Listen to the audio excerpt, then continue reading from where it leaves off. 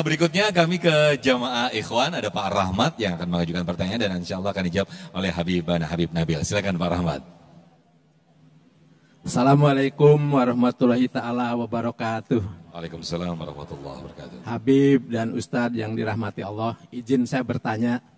Tapi perkenalkan dulu, nama saya Rahmat Setiabudi. Atas izin Allah, usia saya 72 sekarang. Dan usia rumah tangga, alhamdulillah tahun depan 50 tahun, Ustadz. Istri 1, anak 4, cucu 8. Iya, langsung ke pertanyaan Pak. Jadi ngomongin akte ini nanti. Pertanyaannya, mohon saran dan kiat-kiatnya agar tetap istiqomah dan tambah barokah sampai akhir hayat. Amin. Assalamualaikum warahmatullahi wabarakatuh. Waalaikumsalam. Sudah 50 tahun ya Pak ya usia pernikahan. Masya Allah. Silakan nih Habibana. Baik, bismillahirrahmanirrahim. Rabbi syrah li sadri wa yassir li amri wahlul 'uqdatan min lisani yafqahu qawli. Pak Rahmat yang bertanya, atallahu umrak fi ta'atillah, taati Rasulih sallallahu alaihi wasallam. Mudah-mudahan beliau senantiasa panjang umur, taat sama Allah dan Rasulnya, dan kita semua yang di majelis ini dan juga yang nonton. Amin ya Allah ya rabbal alamin. Tadi dengan rumah tangga seperti itu, ya, dengan anak, cucu bahkan, ya. Saya Pak Rahmat baru lagi nunggu cucu ini, cucu pertama. Ya. Mudah-mudahan juga sehat, panjang umur, baik, soleh, solehah. Lalu bagaimana kita bisa istiqomah? Jadi Bapak Ibu sekalian, hadirin hadirat dan juga anak-anakku sekalian yang menonton, di dalam Islam itu tadi saya berikan contoh tentang rumah tangga Nabiullah Ibrahim alaihissalam. Lalu bagaimana suasana rumah tangga Nabi Ibrahim, suasana rumah tangga Nabi Muhammad sallallahu alaihi wasallam itu bisa hadir dalam rumah tangga kita supaya bisa istiqomah, gitu ya. Nah, jadi kalau kita lihat Rasulullah sallallahu alaihi wasallam dikatakan ada satu hadis yang diriwayatkan oleh istri beliau, Sayyidatina Aisyah ar-Ridha radhiyallahu anha wa ardaha. Kata Sayyidatina Aisyah ummul mukminin, karena sallallahu alaihi wasallam, Nabi Muhammad sallallahu alaihi wasallam itu sangat mencintai saya. Dan saya pun sangat mencintai beliau. Kecuali kalau sudah tiba waktu sholat. Ka'annahu la ya'rifuni.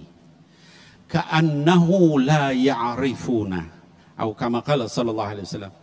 Kecuali kalau sudah datang waktu sholat, maka seolah-olah beliau itu tidak kenal dengan saya. Allah adalah nomor 1. Ya, selalu dalam segala hal kita nomor utama, pertama, paling penting itu adalah Allah Subhanahu wa taala. Ini zaman pilkada ini tangannya ini bahaya ini. Allah ini jangan diartikan yang lain-lain. Jadi yang pertama, utama, paling penting adalah Allah dulu. Rasul itu SAW begitu cintanya sama Sayyidatina Aisyah, dan Sayyidatina Aisyah juga cinta sama beliau. Rumah tangga kita tadi Rustandi sudah menyampaikan, itu hendaknya diisi dengan kebaikan. Jangan dikira ibu-ibu, bapak-bapak, Rasulullah itu enggak pernah jalan-jalan. Jalan-jalan bahkan balap lari dengan istri beliau, Sayyidatina Aisyah radhiyallahu anha wa ardhaha. Dalam satu hadis dikatakan bahwa saya pernah diajak balap lari sama Rasulullah SAW. Kata Aisyah radhiyallahu anha, dan waktu itu badan saya agak gemuk, maka beliau mengalahkan saya.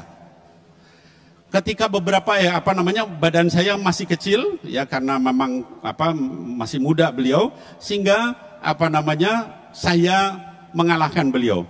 Beberapa tahun kemudian beliau ajak lagi saya untuk balap lari. Karena badan saya sudah mulai besar, maka beliau mengalahkan saya. Kata beliau, ini untuk membalas yang kemarin. Artinya apa? Rumah tangga beliau itu juga ada lari, ada jalan-jalan. Kalau kita sekarang mungkin makan malam, Rasul itu diajak makan malam sama orang. Bapak Ibu sekalian, ya. Ketika diajak makan malam, terus beliau bilang sama yang ngajak makan malam itu, ngundang dinner kalau orang sekarang bilang. Ya. Diajak dinner. Terus beliau bilang, bagaimana dengan istri saya ini? Orang itu bilang, ya Rasulullah undangannya buat Anda.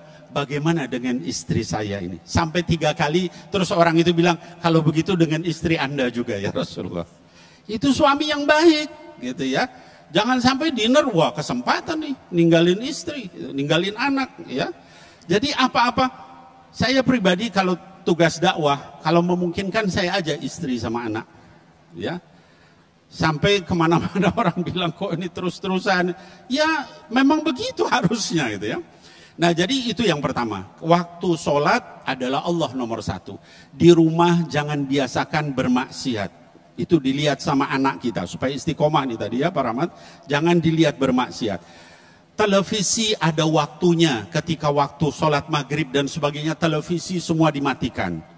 Handphone juga disimpan. Kalau yang laki-laki ke masjid, yang perempuan sholat di rumah, itu biasakan begitu di rumah. Ya, saya punya ada salah satu anak yang ketika dia di sekolah, dia disuruh jadi imam di sekolah. Ketika sholat, dia nangis jadi imam. Ditanya sama gurunya, kenapa nangis? Abi kalau sholat malam nangis. Jadi saya nangis. Kan anak itu gimana orang tuanya? Kalau kita di rumah joget-joget terus, kira-kira anaknya ngaji apa joget?